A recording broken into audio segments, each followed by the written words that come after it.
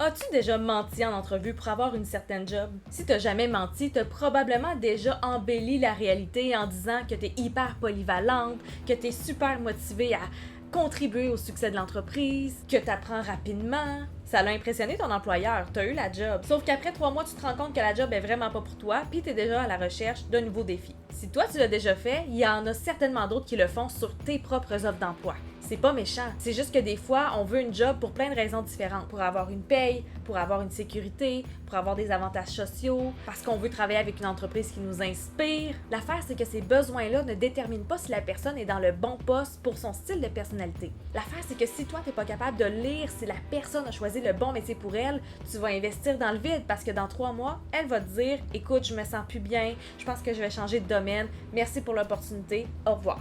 Puis si elle décide de rester, mais qu'elle n'est toujours pas dans le bon domaine pour elle, elle pourra jamais atteindre le niveau d'excellence que toi tu recherches pour la tâche que tu as à faire. Et je sais que toi, ce que tu veux, c'est performer, c'est d'avoir des résultats excellents, et pour ça, ça te prend une équipe excellente. Tu veux des gens qui vont être sur leur X, qui vont être dans le bon domaine, qui aiment ce qu'ils font, qui vont vouloir se former, qui vont vouloir donner leur 110%.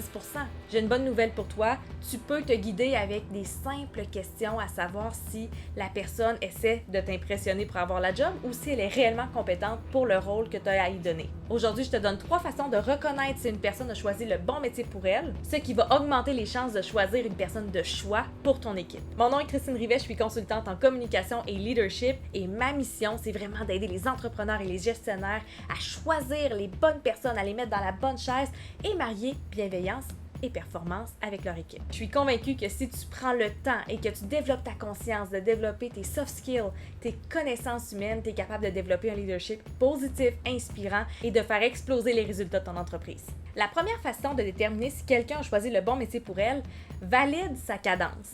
Si le poste que tu veux combler nécessite une cadence rapide, un vendeur, un gestionnaire, quelqu'un qui doit prendre des décisions rapidement, qui doit se revirer sur un dixaine, regarde si ça se reflète dans sa façon de parler, dans son débit de voix, dans sa façon d'agir, dans sa façon de répondre. Si au contraire, tu as besoin de quelqu'un qui doit prendre son temps pour analyser, pour faire des rapports, pour faire du service à la clientèle, prendre son temps avec l'être humain, tu vas le percevoir dans sa façon d'être, sa façon de parler, sa façon de réfléchir, sa façon de prendre des décisions. Ça se peut que dans l'entrevue, ils te disent « Ben, j'ai besoin d'un petit peu plus de temps pour réfléchir. » OK, ça fait partie de la cadence. Tu as besoin de quelle cadence pour ton poste? Une cadence rapide ou une cadence lente?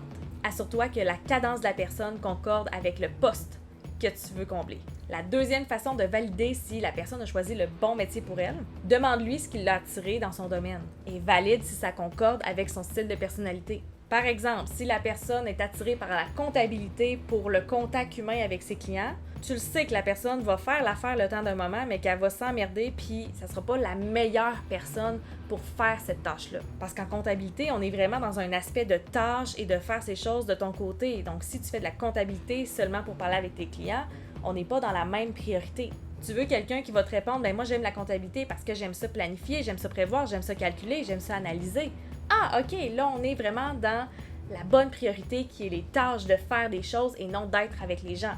Si une personne qui veut faire de la comptabilité mais qui a une priorité pour l'humain, elle s'enfonce directement vers un burn-out. Toi, tu dois être capable de le lire en elle avec les réponses qu'elle te donne. La troisième façon de valider si la personne a choisi le bon métier pour elle, demande-lui ce qui la nourrit personnellement dans son travail. Si la personne postule pour un poste ultra routinier et qu'elle te répond que elle, ce qui la motive dans la vie, ce qui la nourrit, c'est les défis, soit elle est en train de te bullshiter, soit elle sera pas bien dans son poste. Parce qu'on s'entend, c'est rare qu'il y ait des grands problèmes difficiles à régler dans une saisie de données ou en réponse à des courriels.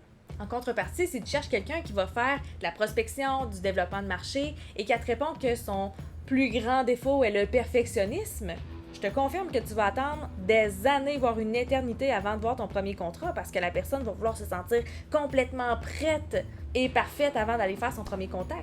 Est-ce que tu commences là à aller voir les incohérences? En résumé, c'est seulement si le comportement naturel de la personne, avec sa cadence et ses priorités, concorde avec ton offre d'emploi que tu vas trouver la personne faite pour ces tâches-là, qui va avoir l'intérêt de se perfectionner et d'aller atteindre un niveau d'excellence que toi tu recherches. C'est là que tu vas te rendre compte que la personne que tu as engagée ajoute une valeur incroyable à ton entreprise. Si tu connais des gestionnaires ou des entrepreneurs autour de toi qui ont de la difficulté à engager les bonnes personnes, envoie-leur cette vidéo-là. Je suis certaine que ça va pouvoir les aider. Et maintenant que tu comprends de plus en plus que pour atteindre tes objectifs d'affaires, tu dois t'entourer de façon efficace, je t'invite à t'inscrire à ma formation gratuite pour découvrir mon arme secrète pour lire les gens, le modèle du comportement humain, DISC.